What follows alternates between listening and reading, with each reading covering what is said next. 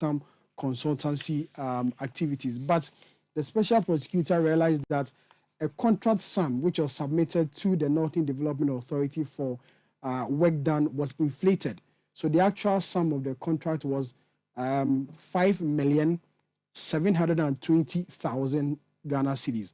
But in this particular company, inflated the amount to 10,400,000. So this is where the special prosecutor found some misgivings within this particular contract and decided to go into it. You remember somewhere last week or last 2 weeks, the president, through the chief of staff, signed a letter dismissing the deputy CEO and the CEO himself from the Northern Development Authority with regards to this particular procurement breaches. So the special prosecutor said it is taking this matter up, and that on the 31st of January, these people are going to be prosecuted by the Tamale High Court, where the case is going to come up. So this is the latest with regards to the work of the special prosecutor as far as the Northern Development Authority was concerned. Some officials at the presidency were also invited during this investigation. I remember very well that the lady in charge of this whole project at the office of the president, Napagatia, was invited by the special prosecutor as far as this investigation is concerned. Investigation has ended, and those 4 individuals with 6 counts are going to face the Tamale High Court on the 31st of January this year. Now, we know it involves money. How much are we talking about? So, per the contract sum, it was supposed to be 5,700,000 Ghana cedis. But then this particular company inflated the contract sum to 10,400,000 cedis, more or less like ×2 of the contract sum, which the special prosecutor found very, very unacceptable and thought it was some corruption in there. And as far as the procurement laws are concerned, it was a total breach of the procurement laws, and that is why he's prosecuting these individuals in this matter. Thank you very much for that update. That was my colleague Sami Uyafe giving us details of the special prosecutor charging the CEO of Northern Development Authority and his deputies with 6 counts of procurement breaches in the award of contract. We'll go back to our first story where the minority in parliament is reshuffling its leadership. Umaru Sanda joins me in studio again with a letter. Sanda, what's there? Indeed. So, Roma, earlier when we broke this story, we spoke to the Member of Parliament for Ododo Diodio, who is the Greater Accra Regional Caucus Chair of the NDC. He's called, well, you call him an external leader because he's a leader of the party in Parliament, and he plays a role at the National Head Office. He said to us he did not know of this. There was no such discussion. Now we have a letter under the signature of the General Secretary of the NDC, who is former Ketu South Member of Parliament, the Honorable Fifi Fiavi Kweti, and that letter is addressed to the Right Honorable Speaker of Parliament, Honorable A.S.K. Alban S.K. Bagbin, Office of Parliament, Parliament House, Accra. It's dated 23rd January 2023, and that letter says, notice of changes in the leadership of NDC party in Parliament. The national leadership of the... So there are 2 letters. There's a cover note, and then there's a letter that lists the names. The cover note says, as part of the reorganization process of the NDC to reposition the party better for election 2024, it has become necessary to redeploy you from your current position as deputy minority leader with immediate effect. In fact, this is a letter that is addressed to James Klucha Aveji, I beg your pardon, telling him about the revocation of his leadership. It says, notice of changes in leadership of NDC party in Parliament. As part of the reorganization process of the NDC to reposition the party ahead of the elections of 2024, it has become necessary to redeploy you from your current position as deputy minority leader with immediate effect. Please kindly arrange with a new officer to effect the necessary handing over processes. I wish on behalf of the party to express our deepest appreciation to you for your service over the years in the capacity. Please accept our assurances of the highest regard. Thank you. Yours faithfully, Honorable Fifi Fiavi Kweti, General Secretary. So that's a letter to James Klucha Aveji on 23rd January 2023. So that's just one of many letters.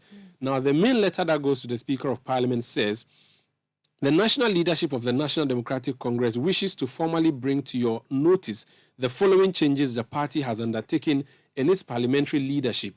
1. Minority leader. Honorable Dr. Kezela Tuforsin. 2. Deputy Minority Leader, Honorable Kofi Amabua.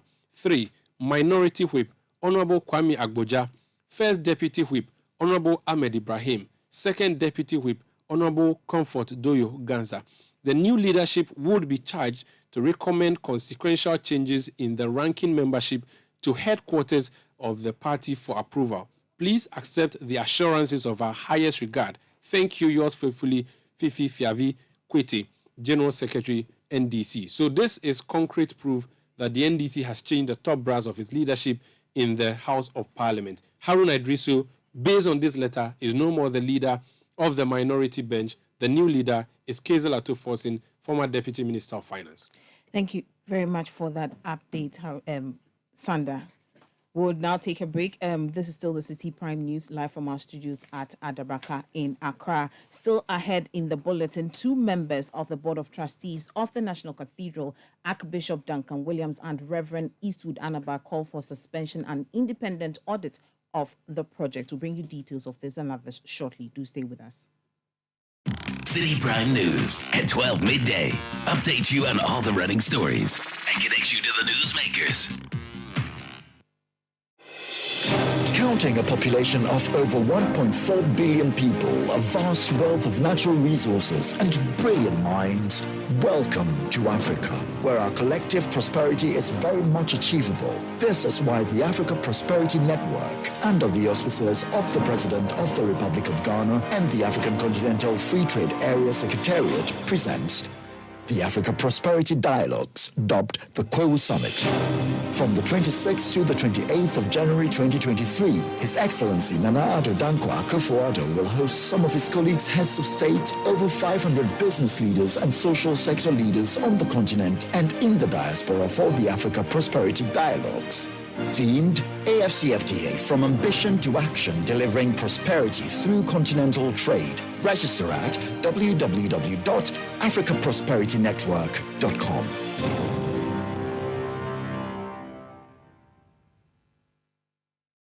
Ajwapa, what's all this condom business?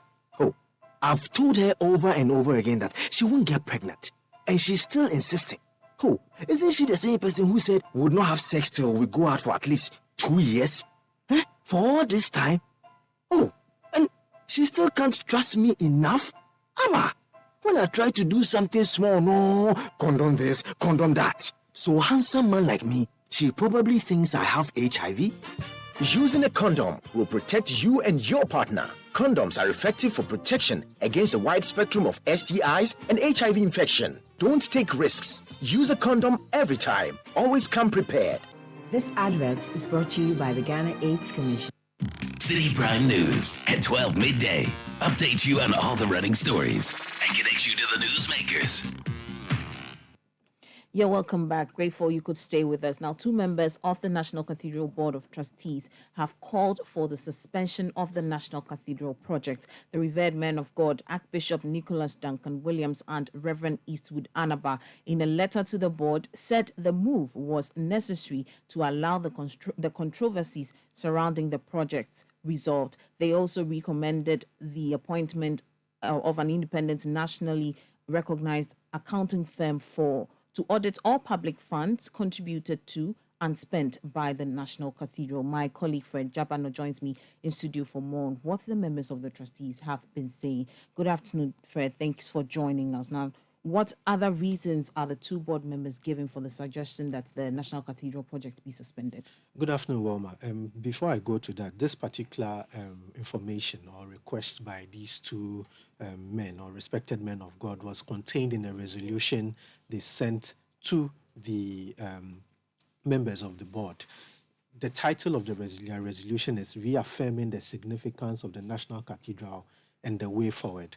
And their names come in, sponsors, Archbishop Nicholas Duncan Williams and Reverend Eastwood Anaba. In the resolution they sent, they made mention of so many things. They started by recounting the importance of the cathedral, why we should have a cathedral, the reasons why the cathedral is needed in the country. They mentioned a number of things, including the fact that if you look at the country in a whole and the population of the country, you have Christians being more. They also mentioned that when you look at the sub-Saharan Africa and certain research which had been put together, you would know that a lot of Christians would be found in Africa by the year 2050. And within that period, most of these Christians will be in the within the West African region. So they believe that siting a cathedral and building a cathedral here would bring in more money in terms of tourism, so that people can come and see the tourist attraction which is there, because then you have more Christians there.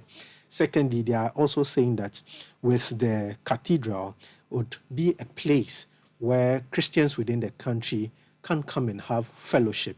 It's a place where state events like funerals, swearing in of presidents and everything could take place within the cathedral. So for these two men, that's Archbishop Duncan Williams and Reverend Eastwood Anaba, the building of a cathedral is very important. They also go ahead to talk about other areas or other countries and continents where we have a number of cathedrals, and how these cathedrals are raking in some money for the government of those particular places. After talking about these things, they go back to say that they admit that a cathedral cannot be built in a short period. They make mention of a number of cathedrals and the number of years it took the people to build these cathedrals. I'll go through some of them. They say, for example, we affirm and acknowledge that the cathedrals take time to complete. Notably, St. Paul's Cathedral in London was built in 35 years. The Washington National Cathedral took 82 years to complete. The Notre Dame Cathedral in France was completed in about 100 years. The Cologne Cathedral in Germany took 74 years to complete. And the Milan Cathedral in Italy was completed in 579 years. After mentioning all these, now they come to what they think should happen to the cathedral now. And I'm going to go through what they said in their resolution to the board. It says, we affirm regret that the current economic climate in Ghana presents obstacles to the timely construction and completion of the National Cathedral. We affirm in the case of Ghana's National Cathedral the words of African poet Langston Hughes, that a dream deferred is not a dream denied.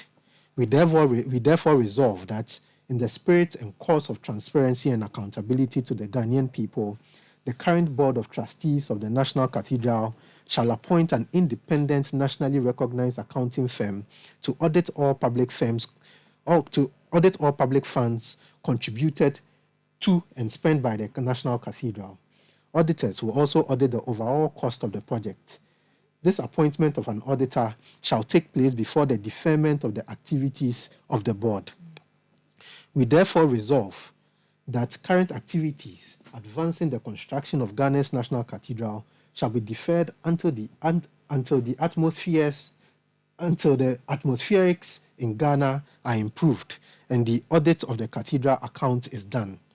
We therefore resolve that within this period, Board of Trustee members will not engage the media on National Cathedral matters.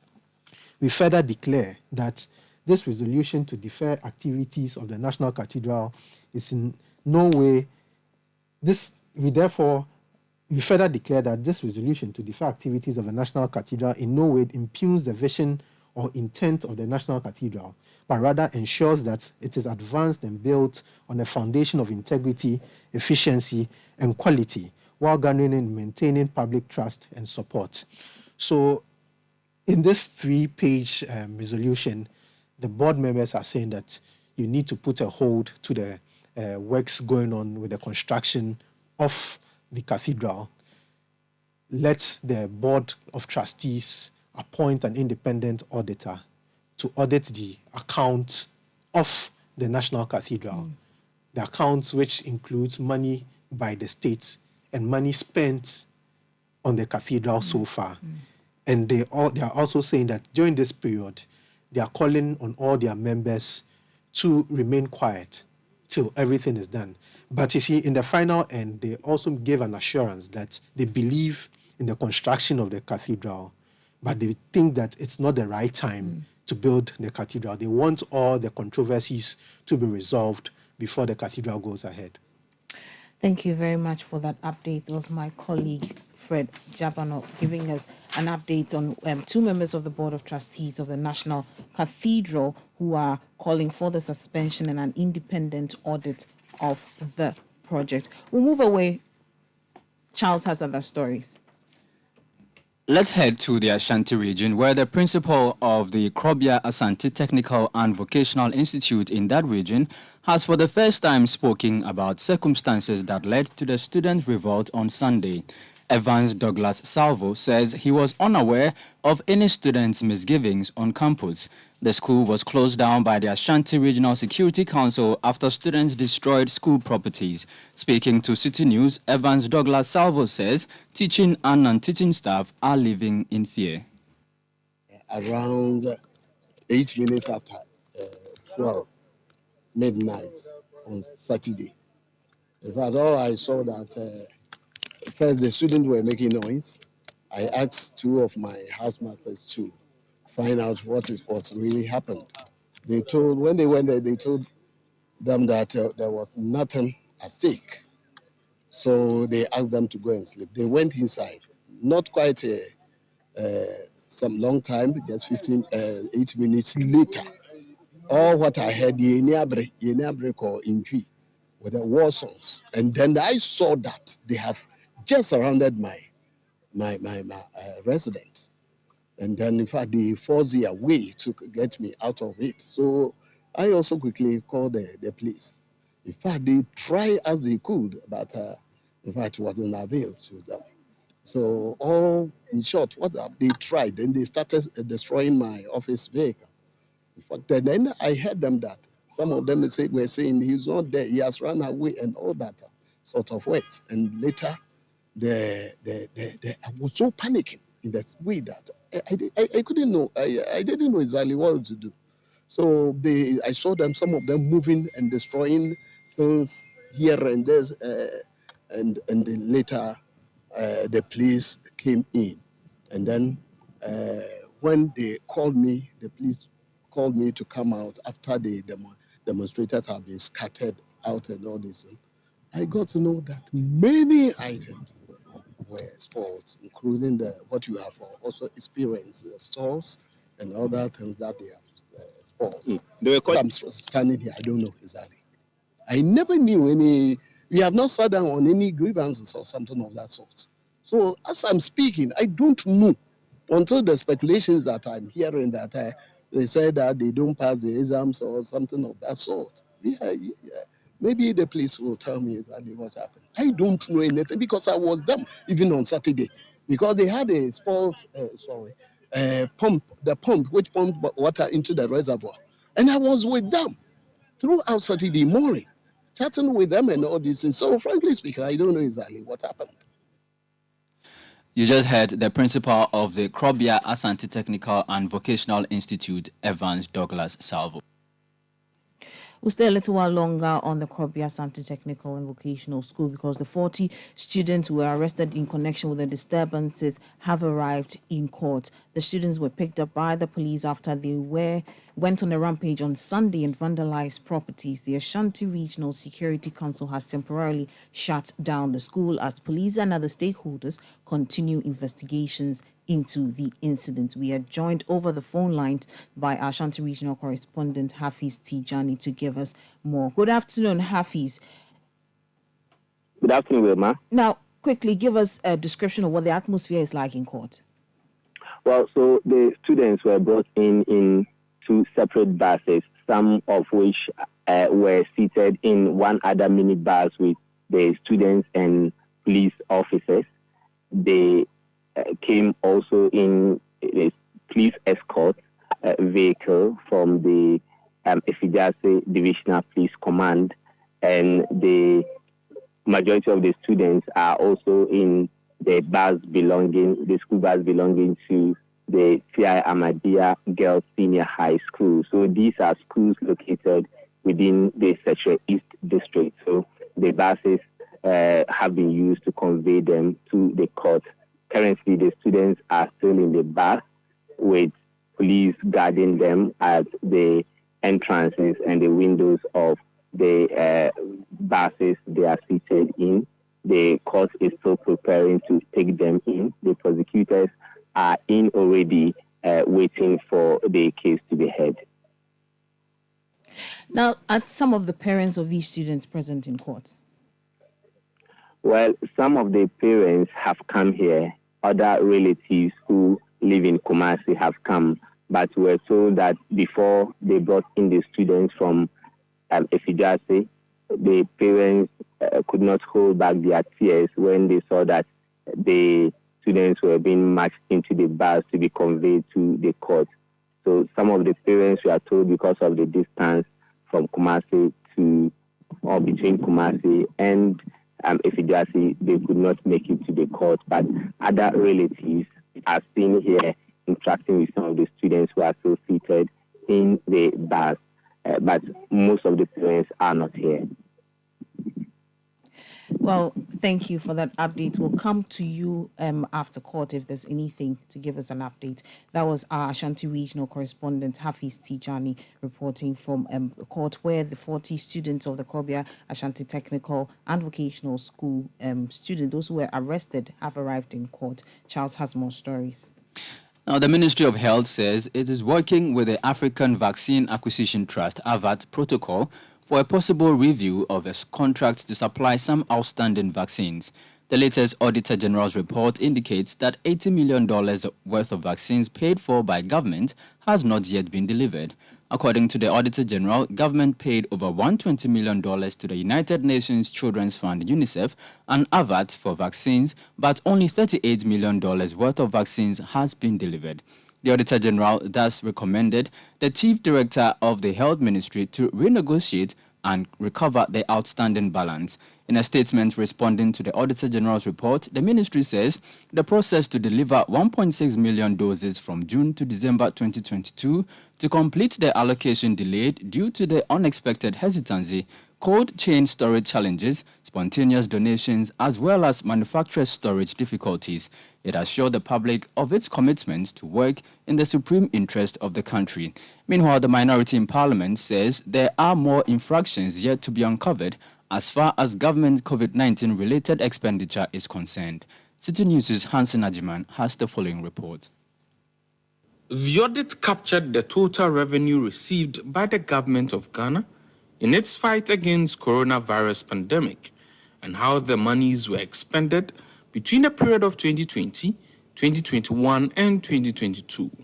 The Auditor General considered funds received through the Contingency Fund, the World Bank Group, the International Monetary Fund, African Development Bank, the European Union, and the sale of BOG COVID-19 bonds. The Auditor General noted that over 21.8 billion Ghana cedis was received through these sources. But the minority in Parliament, who have been raising concerns about the use of COVID-19 funds, believe there's more money yet to be accounted for. We have other sources. Germany came to our aid. Germany, gave us not less than 400 million. Korea gave us not less than 600 million euros. I haven't seen these figures stated anywhere. If I look at the details I have and the ones he's excluding, I think that it's even beyond that. It's more than that. Okay? Because if you look, the details are there, and he has cited the details. So when you add them up, that's what he is getting. But there are other details that has not been captured, and I'm asking questions. Why hasn't those details been captured? That is just the first one. Out of the over 21.8 billion Ghana cedis, over 11.7 billion was used directly for COVID-19 related activities, while the rest was used for budgetary support. According to the report, some of the budgetary supports included payments to the District Assembly Common Fund, NAPCO second quarter allocation, free SHS allocation, and capitalization of National Development Bank. But the minority believes this amount to misapplication of funds.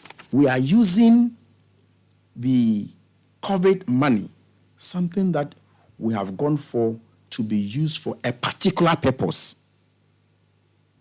to pay statutory funds. you clearly see that this government set out to misapply, to squander the COVID-19 money. Clearly. The audit, amongst other things, uncovered payments for COVID-19 vaccines which were not delivered.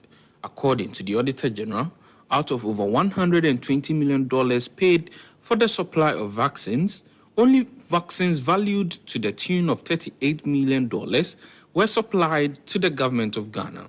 The Auditor General has thus directed the Ministry of Health to take steps to ensure the vaccines are supplied. But this won't be the first time the government of Ghana will be having issues with the non-delivery of vaccines. In 2020, payments for Sputnik V vaccines became a matter of parliamentary probe as the supplier at the time had not made the supplies as contracted. At the time, the Minister of Health was on record to have noted that the exigencies with the COVID-19 situation accounted for some of the contractual challenges. In this instance, however, the ministry says unexpected vaccine donations into the country, coupled with limited vaccine storage capacity and the slow uptake by Ghanaians to be vaccinated, made it impossible to receive the vaccines that had been paid for. But the minority in Parliament says the explanation is untenable. So if there's apathy and you have enough vaccines, why do you go in to buy, another dose for distribution? You know you have apathy, and then you have enough stock that has even not been exhausted. Then you don't have enough to capture the whole population. Is your aim to whip up interest? A reasonable manager that you know that the thing has, a short lifespan, and you have some available, okay? Even if you don't have enough, you will exhaust what you have before you go for more. The Auditor General also uncovered vaccines which have been left to expire. The Ghana Health Service has been responding to that aspect of the report. And you have a vial that contains 20 doses, and you open and you have only 10 patients, you cannot use the next dose the following day. So that's a waste. But we're also not going to say, we are not going to give you because there are only 5 of you. Wastage is accepted, but it's a limit. We also had a peculiar issue of where we are getting vaccines that have about 3, 4, sometimes 2 months to expire, especially part of the donation. So we do a lot of run around to make sure that we deploy them before they expire. The Auditor General also revealed that government has not received delivery of some 26 Toyota Haze ambulances, for which some payments have already been made. The Auditor General revealed that the government also paid an additional 20 million Ghana cedis for a 15 million Ghana cedis building that had been purchased for the purpose of being used as holding and isolation center in Adaklu. With these revelations, what becomes of the committee set up by Parliament to probe COVID-19 related expenditure? The committee that Mr. Speaker put together will start sitting as soon as possible. And if you care to know, within the first week of February, to be specific, on the 6th of February, we'll start sitting. Following the revelations from the Auditor General, the Public Accounts Committee of Parliament is expected to look into the details of it. Also, the special committee formed by the Speaker to look into COVID-19 related expenditure is also expected to probe the matter. Reporting for Citi News, Hansen Ajeman. In studio, I am Wilma Obuobisa-Coleman with Charles Owusu-Kumi. This is still the Citi Prime News, live from our studios at Adabraka in Accra. Still ahead in the bulletin, 14 students of the WA Secondary Technical School in the Upper West region hospitalized after 2 separate fire incidents at the school. We'll bring you details of this and others shortly. Do stay with us. Citi Prime News at 12 midday. Update you on all the running stories and connect you to the newsmakers. Can I have my tom-tom? Your passion. You have dreamt of it, planned for it, worked for it, wept for it, fought for it, and lived for it. At a critical now or never moment, you might lose focus from it. That's when you pop your tom-tom candy. Focus and breathe. Just breathe. You've got this. You have so much to breathe for. Breathe for it with TomTom. This advert is FDA approved. I'm indomitable.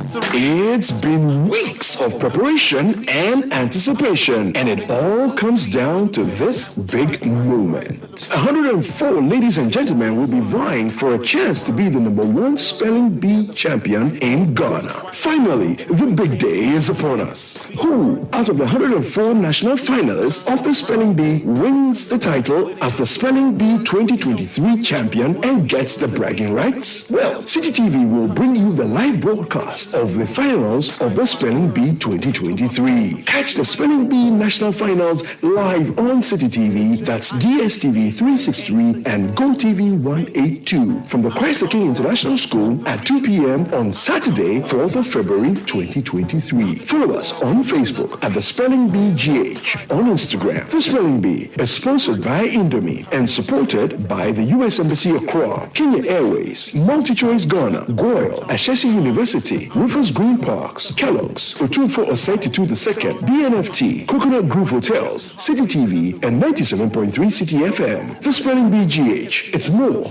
than just spelling. Then you get it right. When I read, I grow. When I read, I grow. City Prime News at 12 midday. Update you on all the running stories and connect you to the newsmakers. Yeah, welcome back. The minority in Parliament has raised concerns about the delay in the commencement of work on some district hospitals and that the government's Agenda 111 policy in the Ashanti region, according to them, despite the payment of about $1 million to the contractor assigned to the Kwabinakwa District Hospital in the Wasi East municipality, not even a foundation has been put up. Speaking to the media during a visit to the proposed site for the Akrofom District Hospital, the ranking member on the Health Committee of Parliament, Kwabna Minta Akando, says the government is not committed to the successful completion of the projects. As you all recall, it started from 88 district hospitals to Agenda 111. Then, when the sword was cut for Agenda 111 to begin, the president said that he was going to complete the Agenda 111 in a matter of 12 months. They later changed it to 18 months. Then, last year, when the president appeared on the floor of the House, he then said that he was going to hand over Agenda 111 before 2024. The whole procurement process is bizarre. How they even awarded a contract to David Ajari, about 36 million Ghana cedis. Okay, now most of the contractors have been given mobilization to go to site, including this contractor has been given mobilization of not less than $1 million has been given to the contractor to go to site. Now this is the state of affairs on site. So when the president said that during the 2023 budget review, we demanded that the Agenda 111 Secretariat appeared before the Parliamentary Select Committee on Health. When they came, they told us, and they are on record, and I can show you, that they are saying that Agenda 111 can only be handed over to this nation after 2027. Not 2024. In fact, they stated that if anything at all, at best, they can do 20% before 2024. Another 30%, not only 2027, another 30% of hospitals could be completed after 2027. You heard the ranking member on the Health Committee of Parliament, Kwabna Minta Akando. Now, some head teachers of second cycle institutions have reiterated their concerns over shortage of food in the various schools. The teachers lament that food items brought to the schools are woefully inadequate to feed students. A head teacher who spoke to Citi News on condition of anonymity indicated that his students have not been fed protein for months. He believes that scrapping of some privileges accompanying the implementation of the free senior high school policy would ease pressure on government coffers. We'll give them what is called cocoa sakura. The best sometimes you can add is what? Peanuts, you know? Groundnuts. Peanuts. Groundnuts or peanuts, whatever it is. That's the best they can use to add to their cocoa. What about the rice? Mm-hmm. The rice and stew. Do you have fish or meat with the rice that comes? How do you serve your rice in the boarding house? Some semblance of fish. Sometimes when they go out, they will buy tuna, then they will turn it to flakes, and they use it. That's when we don't have the mackerel and sardine. As we speak, we don't have the single sardine. We don't have a tin of sardine in my school.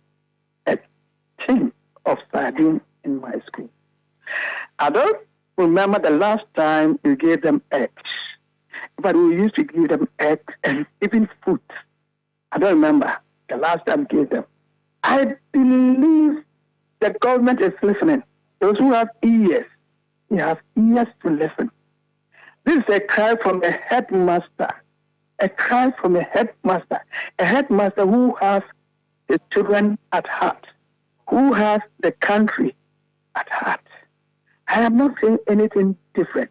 I'm just pleading with the government, for God's sake, you should listen to reason. That was a head teacher of a senior high school who spoke on Eyewitness on condition of anonymity. Meanwhile, the government has dismissed aspects of the account of the head teacher. Kwesi Kwarteng is the public relations officer of the Education Ministry. No, I'm not going to say he's lying, because I have not had the opportunity to visit all the almost 800 secondary schools in the country. But I'll be surprised the magnitude of the description that he's giving. And for instance, in such a situation, if we get to know the school, we have to find out what is really going on. Because it can't be that out of the almost 800 schools, but sir, I mean, and how do you call it? And perishables is only one school that has to rely on broken chairs. So it's also a bit of recurring expenditure that they also use to complement the running of the school. So I was also hoping to even hear that aspect. But Bernard, for me. So recurring expenditure from where? No, it's also paid by the government in terms of the running of the school, the basic expenditure that they incur. Because the briefing I have from FHS is that the perishables, the money paid for the perishables, so it's not meant for buying fuel or gas. I'm surprised with that assertion. That's something I'm not going to disprove. What is most important is that if such a situation exists, we get to know the school. Now, if you can you use 500 cedis to buy, even is it a Mori? No, you can't rely to feed 1,000 students. No, that would be very simplistic. What it means is that in your own house, and the logic that you are advancing, you are supposed to even give your daughter maybe, let's say, 200 cedis a day or 100 cedis at every point, morning, afternoon, evening. It doesn't work like that. If you want to be yes, that's what I'm saying, in terms of the figure and the value.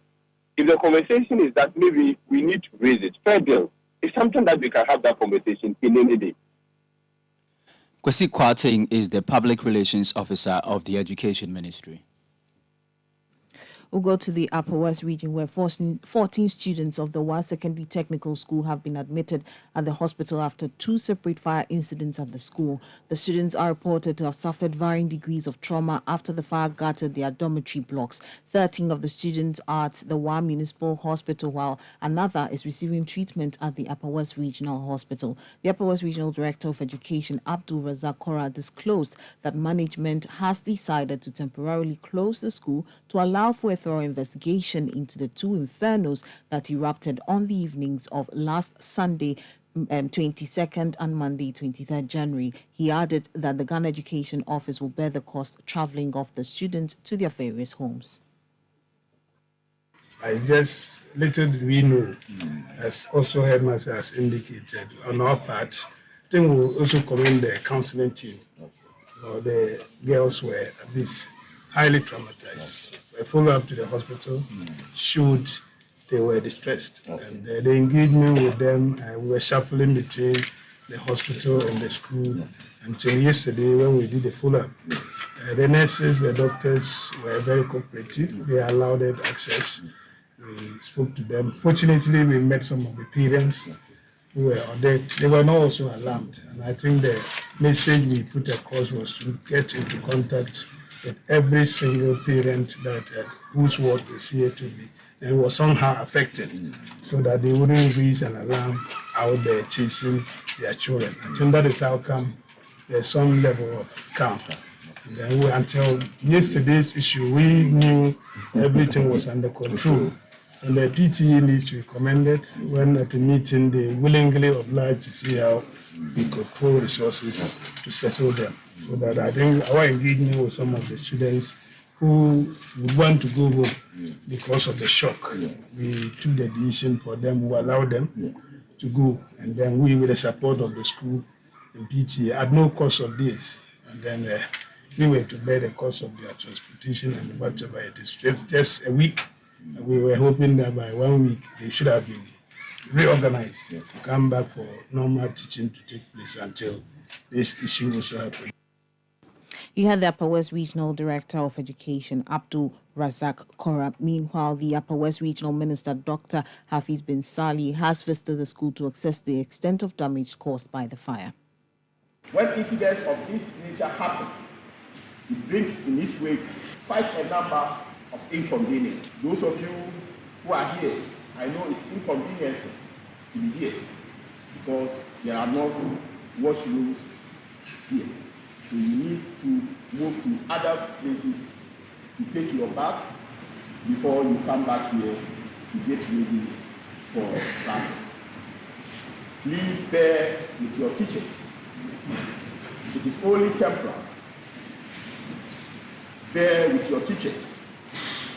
As I indicated, very soon the buildings will be worked on and then we'll go back to them. I want you not to agitate.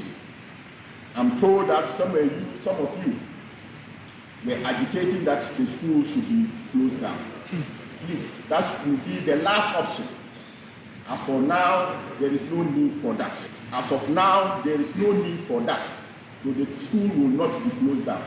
You have to bear with your teachers. Bear with them. They are more affected than you are. That was the Upper West Regional Minister, Dr. Hafiz bin Sali. Now, Roads and Highways Minister Kwesi Amwakwata has denied assertions that ongoing road construction in the Kwabre East municipality in the Ashanti region are being funded by an individual and not the government. He insists that the government remains the sole financier of major road projects in the country and called on the inhabitants to ignore assertions that an individual is funding ongoing works in the area.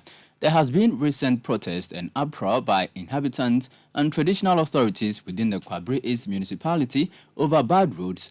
The residents during such protests accused the government of neglecting the area, which continue to contribute more votes to the cause of the ruling Patriotic Party during elections.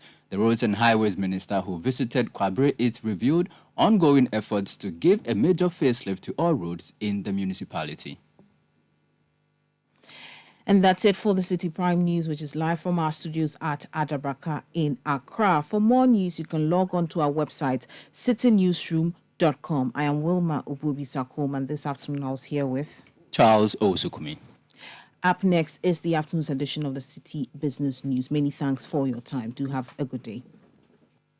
City 97.3. More variety. The city is alive on 97.3. City 97.3. Accra. Get the details. Every significant financial transaction, every market movement, and all the policies that affect your business. City Business News. Be informed.